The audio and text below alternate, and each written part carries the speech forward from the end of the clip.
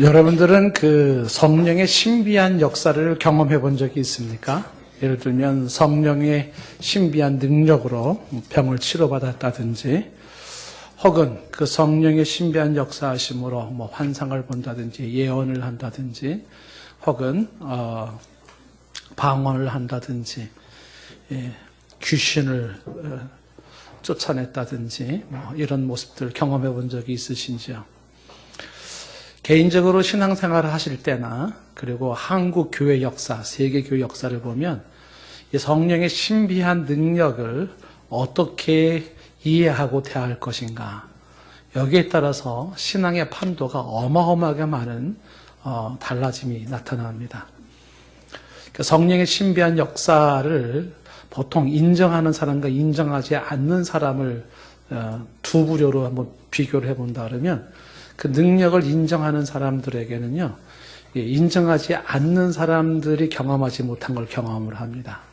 그 인정하시는 분들은 말 그대로 성령의 신비한 능력과 역사, 혜택을 참 많이 누립니다.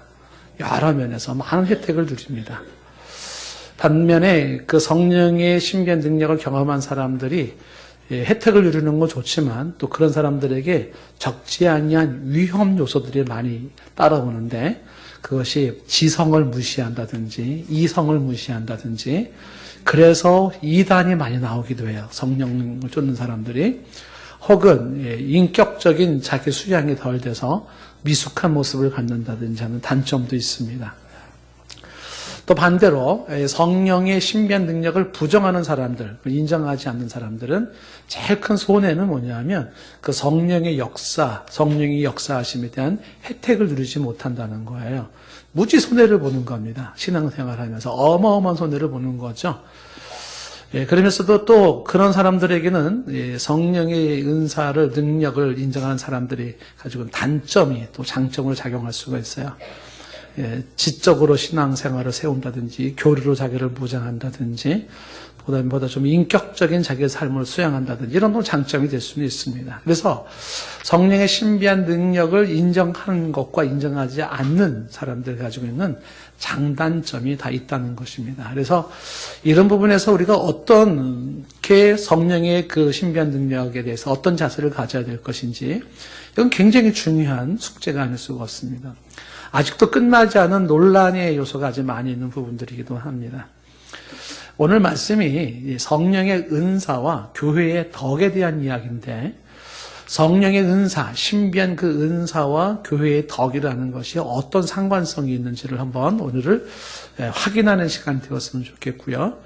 특히 그 성령의 은사가 가지고 있는 좋은 점은 뭐고, 이것이 또 왜 교회의 덕과 관련되어 있는지, 그 교회의 덕은 또 뭘 말하는 건지, 그게 왜 중요한 건지도 한번 이 시간을 통해서 생각을 좀 해보면 좋겠습니다.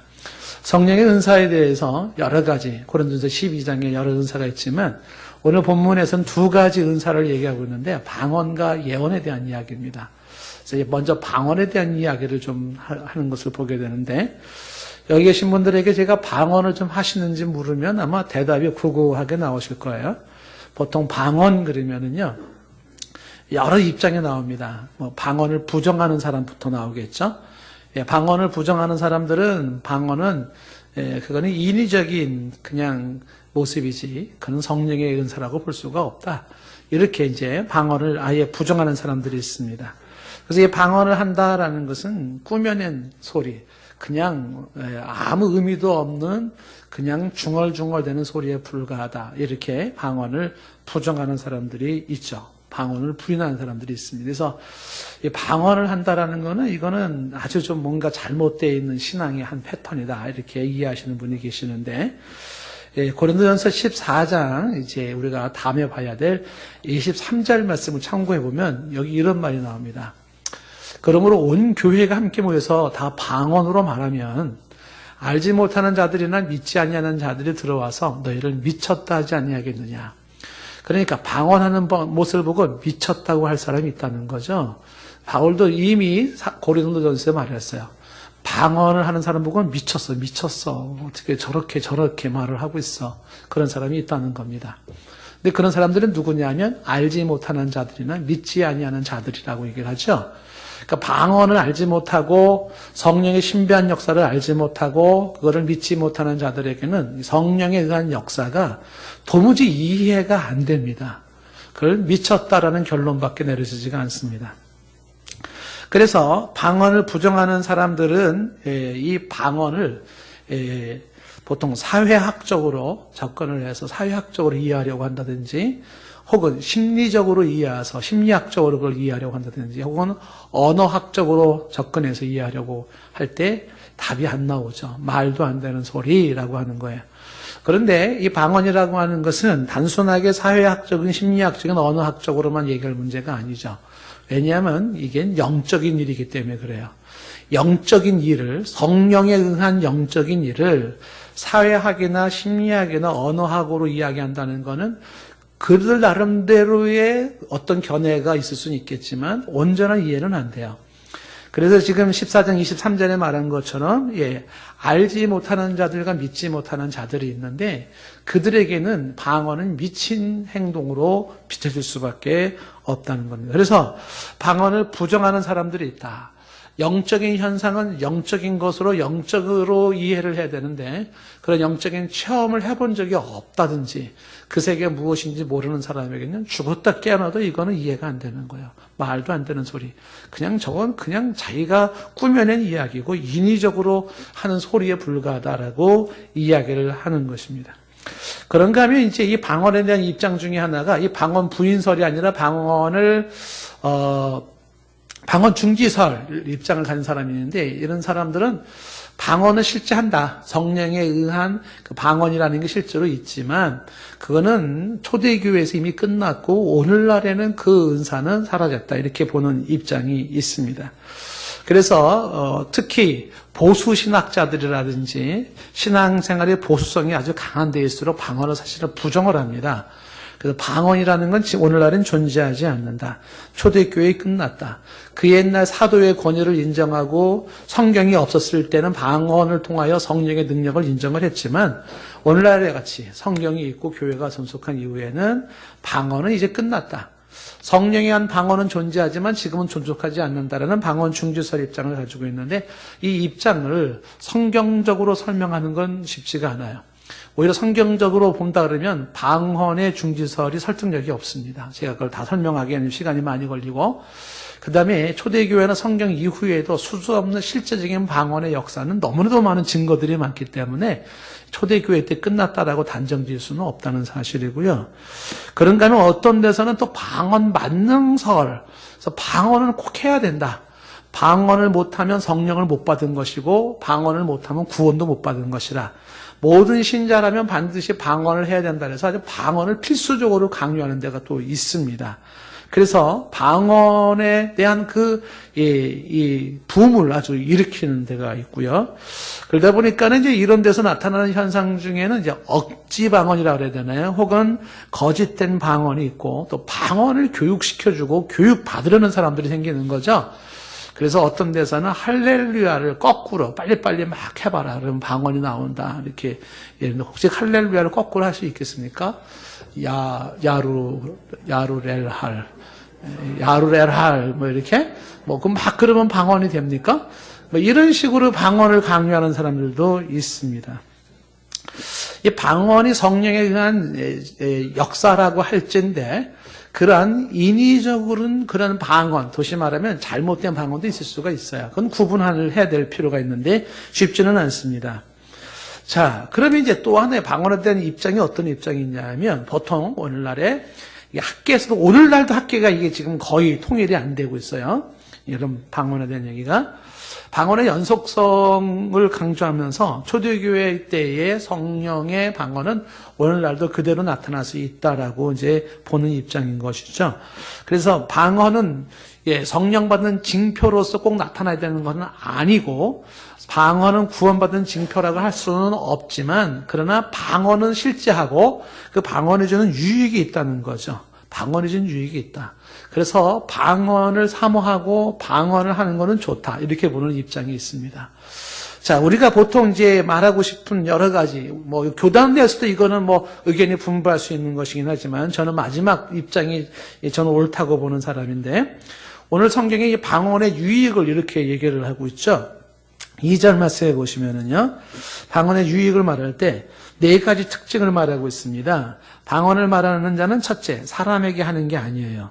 둘째, 하나님께 하는 것이고요. 셋째, 알아듣는 자가 없고, 넷째, 영으로 비밀을 말하는 거죠. 이게 방언의 특징입니다. 사람에게 하는 말이 아니에요, 방언은. 그래서 사람들은 이해가 안 돼요.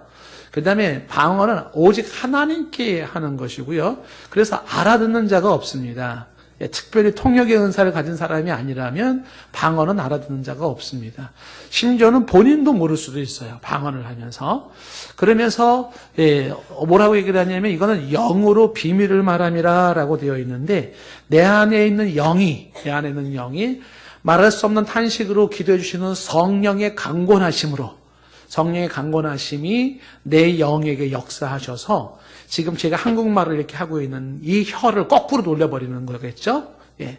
그래서 이 정상적인 말이 아닌 성령의 강한 역사하심이 나를 혀가 꼬부라지게 하면서 이상한 소리가 나오게 되는 거죠. 그러면서 그 내 영이 내 속에 있는 비밀을 하나님께 말한다. 그래서 이 방언으로 하는 이 기도를 바로 그것은 영적인 기도, 하늘의 기도라고 이야기를 하는 것이죠. 특별한 모습을 가지고 있는 것입니다. 14장 이제 14절 미리 가보시면 거기 이렇게 말씀하고 있죠. 내가 만일 방언으로 기도하잖아요. 그러면 나의 영이 기도하거니와 그랬습니다. 그러니까 방언으로 기도하는 건 내 영이 기도하는 거죠. 내 영, 푸뉴마가 기도하거니와 그런데 내 마음은 열매를 맺지 못한다라고 하는 그 내 마음이라고 하는 누스라고 하는 이 헬라어 단어가 있어요. 그러니까 이게 무슨 뜻인가? 이게 이제 성경을 해석하는데 굉장히 심혈을 기울여야 될 말씀이기도 한데 보통 나의 마음이라는 그 마음을 정리해서 얘기한다면 이게 understanding, 이해 혹은 이성을 말해, 이성. 그러니까 내 영이 기도하는 방언 기도는 내 영이 기도를 하는데 언더스탠딩이라고 하는 이해와 나의 이성에는 열매를 맺지 못한다는 것은 거기에는 효과가 없다라고 하는 것이에요. 여기서 얘기하고 싶은 거는 뭐를 얘기를 하고 싶은 거냐 하면 방언으로 하는 영적인 기도와 이해가 되어지고 이성적인 기도가 다르다라고 하는 걸 얘기를 해주고 있는 거예요. 그래서 방언의 기도는 그것은 이해할 수 없고 알아들을 수가 없는 성령의 강권하심으로 나타나고 있는 내 영의 은밀한 비밀이 하나님께로 전해지는 기도죠. 그래서 방언으로 기도한다면. 그러나 이거는 이해가 되지 아니하고 그 다음에 이성적이지 않기 때문에 대중기도로서는 적절하지 못한 거죠. 만약에 누군가가 앞에 대표 기도할 때 방언으로 기도한다면 적절치 못한 거예요. 실제로 고린도 교회에서는 방언으로 대표 기도한 사람들도 있었지만 그래서 통역을 둬라 이런 얘기가 있었지만 이거는 이제 방언이라고 하는 것이 사도행전 2장에 나와 있는 것처럼 제2 외국어를 의미하지는 않아요. 보통 방언이라고 얘기할 때 이 방언은 그것은 우리가 정말 영적인 신비한 언어로서 이해할 수가 있다는 것입니다. 그래서 사도 바울은 성경을 통해서 방언을 권합니다. 방언하라고. 14장 5절 말씀에 보면은 이렇게 되어 있어요. 오늘 본문 말씀 5절에 나는 너희가 다 방언 말하기를 원하니 라고 되어 있죠. 원하나. 그러니까 특별히 예언하기를 원한다. 이건 뒷부분에 설명을 하겠지만은 다 방언하기를 원한다는 얘기를 하고 있습니다. 방언했으면 좋겠다, 너희들이. 이거 뭐예요? 성령의 감동을 입고 성령의 인도하심 따라 성령의 내 영이 깊이 하나님께 그 은밀한 비밀을 아뢰는 기도를 했으면 좋겠다는 것이죠. 14장 18절 말씀으로 가면요. 18절에 보면 내가 너희 모든 사람보다 방언을 더 말했기 때문에 하나님께 감사한다고 얘기를 해요. 방언을 많이 한 것을 감사한다. 방언, 그 신비한 언어로 하나님께 기도한 것을 더 기뻐하고 자랑스러워하는 사도 바울의 모습입니다. 그러면서 이제 14장 39절 말씀에 가면 끝부분에 뭐라고 되어 있냐면 방언 말하기를 금하지 말라라고 똑부러지게 얘기하죠. 방언 말하기를 금하지 말라. 이러한 고린도전서 14장의 내용이 초대교회 때까지만 적용된다. 이런 뉘앙스는 없어요. 이 말씀은 교회가 존속하는 한은 이 말씀은 계속 유효하다는 의미로서 해석하는 게 좋습니다. 그래서 방언이라고 하는 것을 이야기할 때 신비한 하나 성령이라는 은사로서의 언어가 있고 이것은 영이 기도하는 것이고 그 다음에 이걸 방언을 말하기를 원하고 방언을 많이 하는 것을 자랑스러워하고 기뻐하면서 방언 말하는 걸 금하지 말라. 이게 무슨 얘기냐면 성령의 신비한 역사하심을 제한시키지 말라는 거죠. 성령의 신비한 역사가 굉장히 많이 있지만 그 중에 하나가 방언으로 역사하심이 나타나는데 그를 금하지 말라. 성령의 신비한 역사를 금하지 말라는 거예요. 우리가 성령의 사역을 이야기할 때 여러분들 잘 명심하셔야 되는 것 중에 하나가 뭐냐면 성령의 역사는요. 자세가 중요해요. 우리 자세가. 그 성령의 역사를 인정하고 긍정하고 사모하는 사람들에게 나타나는 게 성령의 역사예요. 상관없이 주권적으로 성령의 역사가 나타날 수도 있긴 하지만 그 특별한 경우고 내가 성령의 신비한 역사를 인정하지 아니하고 긍정하지 아니하고 그리고 그것을 사모하지 아니하면 그 놓치는 거예요. 예수님을 믿으면서 성령님이 지금도 신비하게 역사하시는 그 모든 능력에 대해서 그거를 인정하지 못하고 긍정하지 못하고 그것을 사모하지 못해서 놓친다. 그럼 그만큼 손해를 보는 것이고요. 인정함으로써 내가 하지 못할 일, 내가 할 수 없는 일까지도 성령이 행하시는 것을 보면서 혜택을 누리는 사람이 있고 그거는 뭐 사람마다 다를 수 있겠어요. 그러나 지금 성령에 대한 사모함이 있어야 된다는 거죠. 그 중에 하나가 방언도 성령의 분명한 은사로서 이 방언에 대한 것을 권하고 금하지 마라. 분명하게 똑부러지게 얘기를 하고 있는 것입니다. 그런데 얘기는 여기서 끝나는 게 아니라는 거죠. 이 방언이 가지고 있는 유용성은 있지만 그런데 나는 방언보다 너희들이 예언하기를 더 원한다라는 이야기를 덧붙여 말을 하고 있는 것입니다. 왜 방언도 소중하지만 방언보다 예언을 더 하라고 했을까? 이 이유를 우리가 집중할 필요가 있습니다. 오늘 말씀 보면 1절 말씀에 보면 이렇게 말이 나와 있죠. 사랑을 추구하며 신령한 것들을 사모하되 특별히 예언하려고 하라라는 이야기로 이야기가 이어집니다. 이 사랑을 추구하며라는 것은 앞에서 우리가 12장에 여러 은사들 얘기를 하고 13장에 사랑을 얘기했잖아요. 그리고 다시 14장에서 방언에 대한 예언에 대한 얘기를 지금 하려고 하는데 여기서 중요한 게 뭐냐면 사랑을 추구하라라는 이 부분을 강조하는 거죠. 사랑을 추구하면서 신령한 것을 사모하라 이렇게 돼 있어요. 사랑을 추구한다라는 것은 모든 은사의 기본은 사랑이어야 되고요. 모든 은사의 절대 조건은 사랑이어야 된다는 거예요. 그래서 우리가 앞부분에서도 보았지만은요, 천사의 말을 하고 온갖 방언을 하고 예언을 하며 산을 옮길 만한 믿음이 있고 수많은 일이 있다 할지라도 사랑이 없으면 이 모든 게 다 의미가 없어요. 다 유익하지 않다라고 얘기를 하는 것을 앞부분에서 우리가 보았지 않습니까? 그래서 방언도 중요하고 은사도 중요하고 지식도 중요하고 능력도 중요하고 수많은 게 다 중요하지만 사랑이 없으면 이 모든 건 다 꽝이다. 의미가 없다. 이렇게 얘기를 하고 있습니다. 그래서 사랑은 모든 은사의 필수적인 기본으로 있어야 된다는 거죠. 사랑이 필수적으로 기본이 되어 있는 은사는 뭘 말하는 것일까? 이게 이제 우리가 뒤에서 얘기할 교회의 덕을 세우는 은사예요. 교회의 덕을 세울 수 있는 은사가 되어야 된다. 이걸 이제 말을 하는 건데 14장 지금 1절 말씀에서 주목할 것은 사랑을 추구한다는 전자에서 신령한 것, 이 신령한 것이 영적인 은사들입니다. 성령의 은사들을 사모하라. 좀 전에 얘기했잖아요. 사모하는 자에게 주어지는 거예요. 사모하세요. 성령께서 우리 가운데 역사하실 수 있다는 걸 사모하시기 바랍니다. 그 믿음 있기를 축복해요. 예, 제가 이제 우리 예배 때마다 여러분들에서 기도하지 않습니까? 아픈 분들에서 기도하잖아요. 이거 시비 잡으려면 얼마든지 시비거리가 될 수도 있어요. 근데 제 마음속에 확신이 뭐냐면 성령의 치료하심이 있습니다. 있기 때문에 그러는 거예요. 믿음이 있기 때문에 제가 기도를 특별히 하는 거죠. 그래서 사모하시고 여러분들이 의심하시고 불신하시고 거부하시면 성령의 역사는 안 일어나요. 그러나 인정하고 긍정하고 그리고 성령의 역사심을 사모한다면 그 혜택을 누리는 거란 말이에요. 그래서 사모해라. 신령한 것들을 사모하십시오. 영적인 것들을 사모하십시오. 그 은사들을 사모할 필요가 있습니다. 그러면서 사랑을 전제로 한 은사를 사모하되, 그러면서 1절에 뭐라고 말했냐면 특별히 예언을 하려고 하라고 말을 하는 거죠.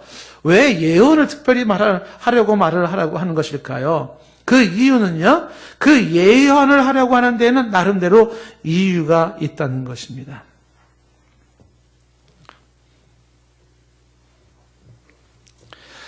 자, 왜 예언을 하려고 하는가 할 때, 이 예언에 대한 것을 먼저 잠깐 설명할 필요가 있습니다. 여기서 말하는 예언은 뭘 말하는 거냐면, 사람들의 미래를 점쳐주는 행위를 말하는 게 아니에요.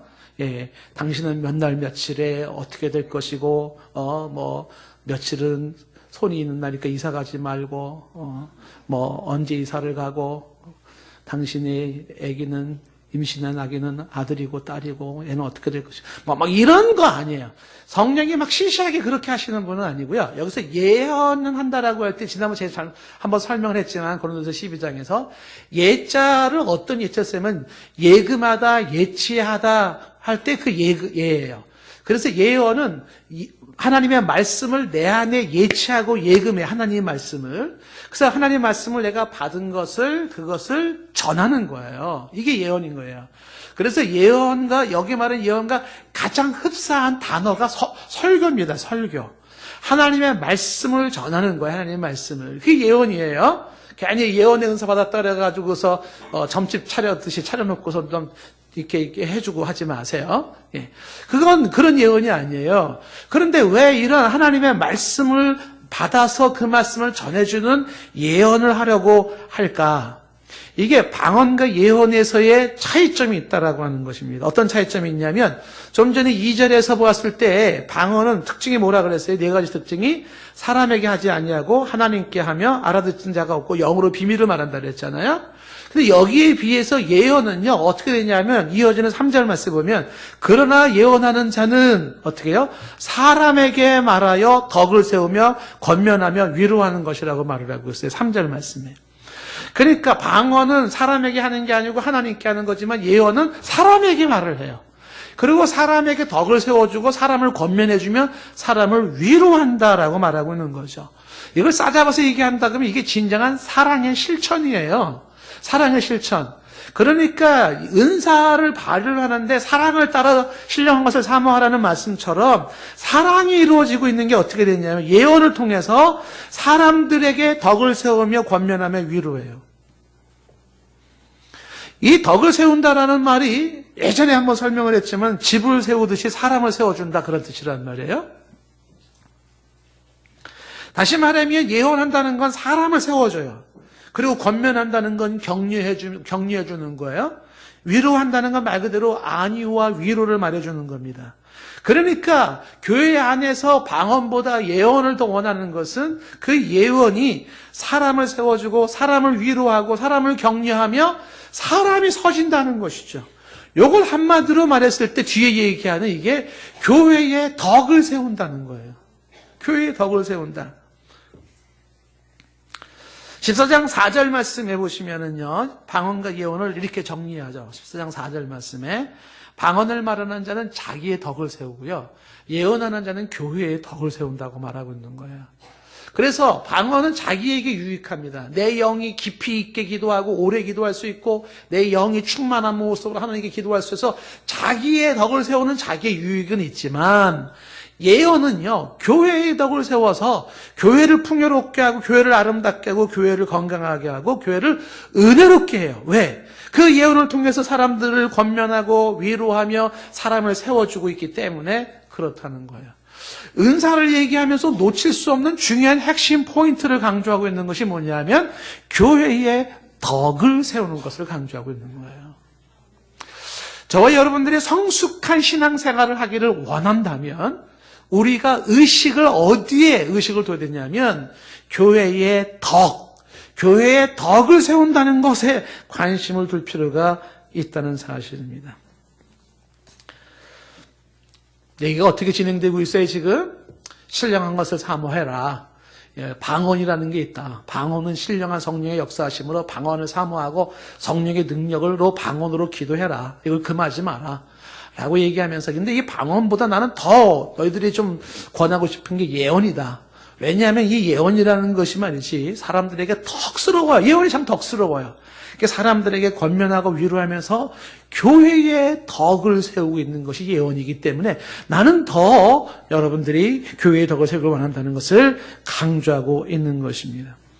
5절 말씀도 같은 맥락에서 말을 하고 있는 거죠. 5절도 나는 너희가 다 방언 말하기를 원하지만 특별히 예언하기를 원하는데 이유는요. 만일 방언을 말하는 자가 통역을 하지 않는다면 교회의 덕, 이 교회의 덕을 세우지 아니하기 때문에 예언만 못하다는 거예요. 이건 바꿔 얘기하면 방언하는 자가 통역을 세워서 교회의 덕을 세운다 그러면 괜찮다는 거죠. 그런데 방언하는 자들이 통역이 없어서 교회의 덕을 세우지 못해요. 그래서 어떻게 된다고요? 그것은 교회의 덕이 되지 않고 오히려 문제가 된다는 것입니다. 이 이야기를 강조하는 이유는요, 고린도 교회 당시나 오늘날에는 같은 의미를 가지고 있어요. 고린도 교회 당시에는요, 사람들이 성령의 은사를 경험한 사람들이 있단 말이죠. 그 성령이 막 이 혀를 굴려서 방언을 말하게 하고 막 수많은 은사들이 있어서 그 성령의 은사 때문에 교회가 건강해지는 게 아니라 교회가 몸살을 앓기 시작했단 말이에요. 이것이 폐단으로 나타나고 있는 거죠. 그렇다고 해서 성령의 은사를 금하고 싶지는 않아요. 성령의 은사는 사모해야 되지만 그러나 놓칠 수 없는 건 뭐냐면 교회의 덕스러움을 유지해야 된다는 겁니다. 여러분, 저도 이제 어렸을 때부터 많이 보면서 커왔지만은 성령의 은사를 강조하는 은사주의자들 있잖아요. 뭐 하나님의 음성을 듣는 사람들, 하나님께 계시를 받는 사람들의 특징 중에 하나가 뭐냐면요, 굉장히 교만에 빠져요. 그 교만에 빠지는 게 뭐냐면 자신이 들은 하나님의 음성과 자신이 본 계시를 가지고 자칭 선지자 노릇을 합니다. 자칭 선지자 노릇을 해요. 그 교만이 자칭 선지자가 되어져서 성경의 권위도 묵살시켜버려요. 성경의 권위보다 내가 지금 들은 계시에 내가 지금 들은 하나님의 음성이 성경의 권위보다 더 한 수 위로 생각을 하고 있고, 교회의 권위, 역사적으로 공교회가 가지고 있는 권위보다도 지금 내가 듣는 음성과 계시를 더 우위에 두고 있는 거예요. 그래서 자신이 무슨 구약 성경 선지자인 것처럼 그렇게 되어지면서 교회를 혼돈에 빠뜨리기 시작을 하는 거예요. 오늘날에 이단의 계보가 있어요. 신천지를 중심으로 한, 그게 다 이단의 계보가 있습니다. 그 이단의 계보로 올라가면은 박대선이라고 하는 전도관 그쪽으로부터 쭉 이어나와요. 예? 근데 이 사람들이 다 어떤 사람들이냐면 60년대에 성령 사역을 하던 사람들이에요. 성령의 역사심을 강조하고 막 귀신 쫓아내고 병자를 치료하고 어마어마하게. 제가 서론에 말했죠. 이런 사람들에게 단점이 뭐라 그랬어요? 반지성주의. 교리나 지성이 약하고 그다음에 미숙해. 인격적인 훈련이 안 됐어요. 그래서 빠지는 게 이단이에요. 그래서 여기에 아주 상처를 입은 사람들이 성령의 은사를 반대하는 사람들이 생기는 거예요. 그래서 성령의 은사를 반대하면서 그런 거는 아주 무식한 사람들이나 하는 것처럼 생각하고 고상하게 우리는 진리를 탐구하고 이러면서 성령의 역사를 수도 없이 또 제한시켜버리는 일을 행했던 것입니다.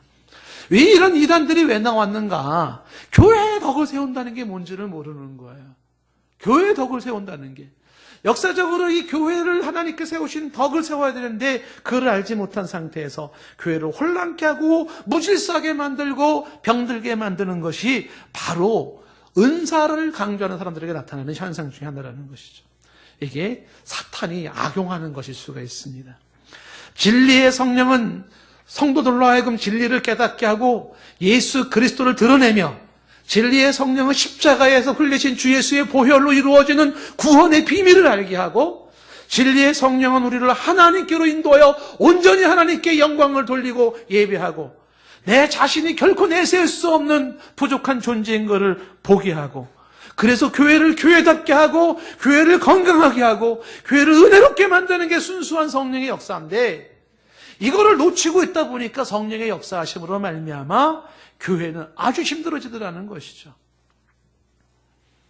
성령의 은사를, 신비한 은사를 강조하면서 이것이 균형 있는 모습으로 바르게 사용되려고 그러면 놓치지 말아야 되는 게 뭐냐면 교회의 덕, 개교회에 가지고 있는 덕분만이 아니라 이 땅에 예수 그리스도의 교회라고 하는 큰 의미에서의 그 교회를 해쳐서는 안 된다는 것입니다. 오늘 이 시간에 우리가 이 성령의 역사로 방언과 예언을 말하면서 교회의 덕을 강조하고 있는 본문 말씀을 주목하며 왜 이 교회의 덕을 강조하는지 생각해 볼 필요가 있습니다. 왜 교회의 덕이 그렇게 중요한 것이냐? 그 이유는요, 사도행전 20장 28절 말씀으로 이렇게 설명할 수가 있습니다. 사도행전 20장 28절 말씀에 여러분은 교회 목사들이에요. 에베소 교회 감독들 목사들인데 그분들에게 얘기해요. 자기를 위해서 또는 양떼들을 위하여, 양떼가 누굽니까? 성도들이에요. 그들을 위해서 삼가해야 돼요. 목사는 삼가할 줄 알아야 된다.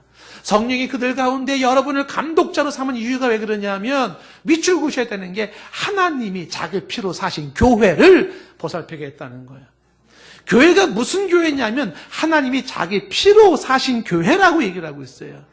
여러분, 하나님이 천지를 창조할 때는 말씀으로 창조하셨잖아요. 사람을 만들 때는 흙으로 만들었어요. 그런데 교회는요, 당신의 피로 사셨다 그랬어요. 천지를 창조한 거 비교가 안 돼요, 교회가. 사람을 만든 게 비교가 안 돼요. 하나님은 피로써 사신 교회라고 성경은 똑부러지게 얘기를 하고 있는 겁니다. 그런데 그 교회를 뭐로 허물어요? 은사 받았다고 허물어요? 그 교회를 누가 혼란스럽게 만들어요? 그 교회를 누가 어지럽게 만들어요? 그게 정상인가? 아니라는 거죠. 하나님의 피로 산 교회인데 그 교회를 성령께서 세우기를 원하는데 이게 뭐예요? 교회의 덕을 추구하는 거잖아요. 우리가 신앙생활하면서 정말 똑똑한 신앙생활을 하기를 원할진데 하나님이 피로 사신 이 교회의 덕스러움을 추구하는 게 이게 얼마나 제대로 된 얘기입니까? 교회의 덕스러움을 깨면 안 된다는 거죠. 왜? 교회는요, 하나님이 피로 산 교회이기 때문에 그렇다는 거죠.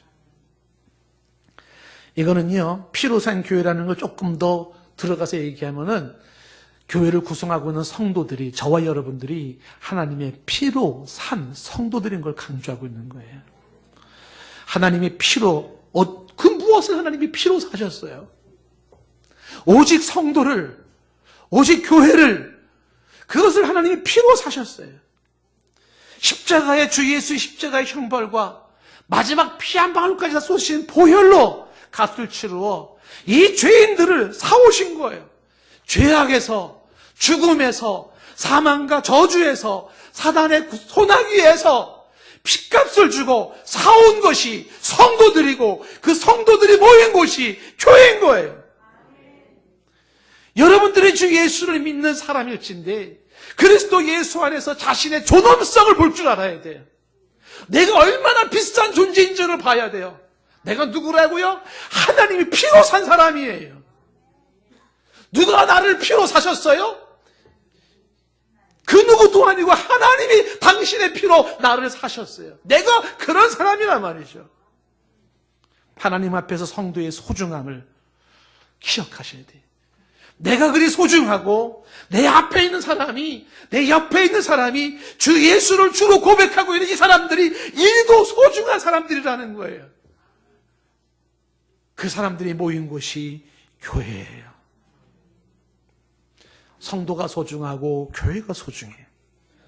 한 명 한 명이 핏값으로 세워 사신 사람들이고 그래서 주 앞에서 존귀하며 거룩한 긍지가 우리 가운데 있는 것입니다.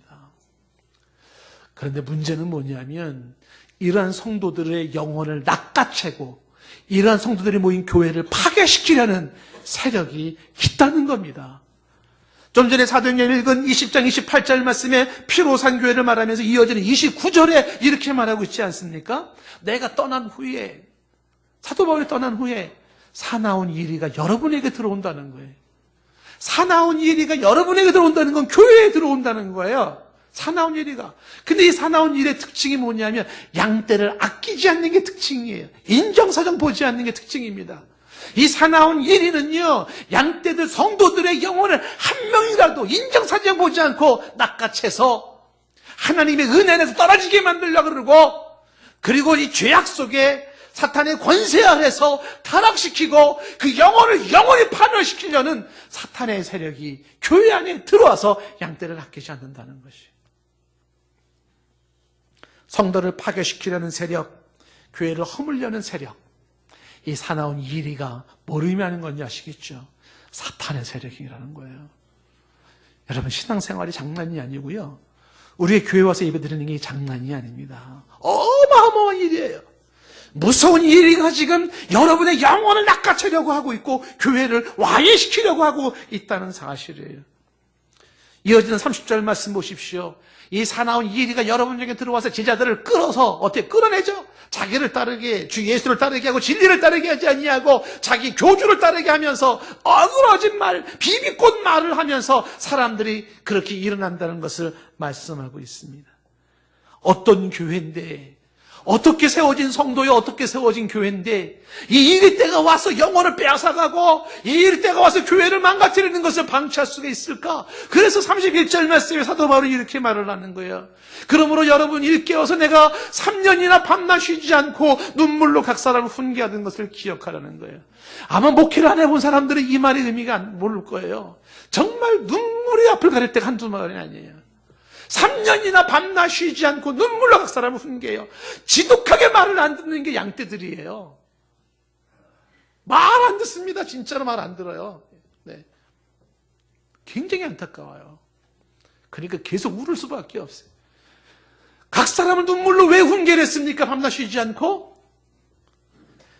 성도가 소중하기 때문에 주 예수의 피로 사신 성도요, 그 피로 사신 성도들이 모인 교회이기 때문에 그래요. 하나님께서 당신이 이 땅에 오셔서 피를 흘려서 하나님의 산 영혼들이 아니라면, 그렇게 세워진 교회가 아니라면 뭐 때문에 3년 동안이나 밤낮 쉬지 않고 울면서 각 사람을 훈계를 하겠습니까? 뭐가 아쉬워서? 그런데 이게 그렇지가 않아요. 성도가 누구냐? 그 성도들이 모인 교회가 어떤 곳이냐? 주 예수께서 하나님의 피를 흘려서서 그 비싼 피값으로 산 사람들이 아니냐? 근데 그 영혼을 낚아채려는 저 악한 세력들이 있는데, 저 사탄의 세력들이 있는데 어떻게 그냥 둘 수 있겠냐는 거죠. 왜 방언을 얘기하고 예언을 얘기하다가 왜 교회의 덕을 얘기하신지 아시겠죠? 이 교회가 이리도 소중하기 때문에 그래요. 영혼이 이리도 소중하기 때문에 그런 것입니다. 천하보다 귀한 게 성도고 교회라는 사실입니다.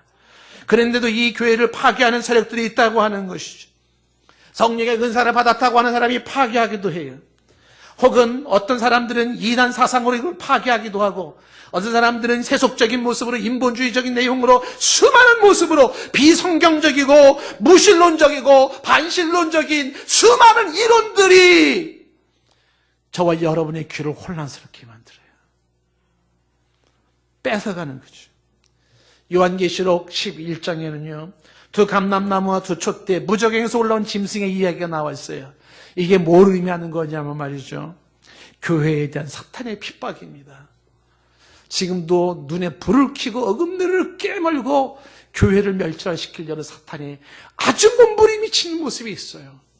어떻게 하든지 교회를 파괴해야 되고 교회의 문을 닫게 만들어야 된다는 세력이 있다는 것입니다. 이게 한국에도 공식적인 조직체가 있다는 사실이에요.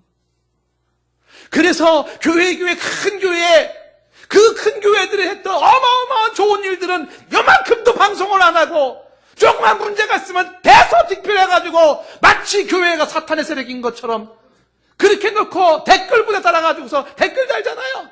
개독교 욕하고 있지 않습니까? 누가 교회를 허물고 있나요? 하나님 앞에서 그런 양심을 가진 자라면 무서워해야 돼요. 교회를 세워줘야 되는 것이지 교회는 허무는 게 아니에요. 이게 성경에서 얘기하고 있는 거예요. 왜요? 이 교회는요, 교회를 구성하고 있는 성도와 그들이 모여있는 교회는 하나님께서 핏값으로 세운 교회이기 때문에 그래요. 교회를 세우는 자가 돼야 돼요. 교회를 허무는 자가 되면 안 돼요. 교회의 덕이 뭡니까? 말 한마디를 하더라도, 행동을 하나를 하더라도 그것이 교회를 세우는 말이 되어야 되고 교회를 세우는 행동이 돼야 되는데, 미숙하기 짝이 없고 사탄의 권세에 영향을 받고 있는 자들은 한마디 말을 하면 교회를 이간질시키고 교회를 혼란스럽게 만들고 교회를 분열시키고 어떻게 하든지 교회가 파괴되기를 원하지 않아요? 얼마 전에 제가 미국에서 온 친구를 만났어요. 이 친구는 미국에 간 지가 한 40년 된 친구예요. 미국 시민권을 가지고 있는 친구예요. 고등학교 때 제가 그 친구를 교회로 전도했던 친구입니다.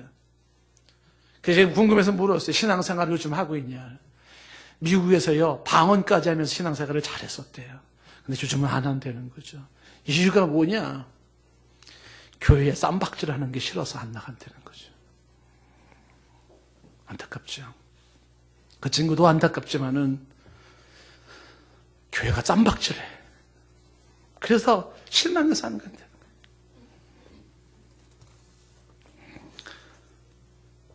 교회를 세우는 자가 돼야 되는데 교회를 허무는 자가 돼야 돼요.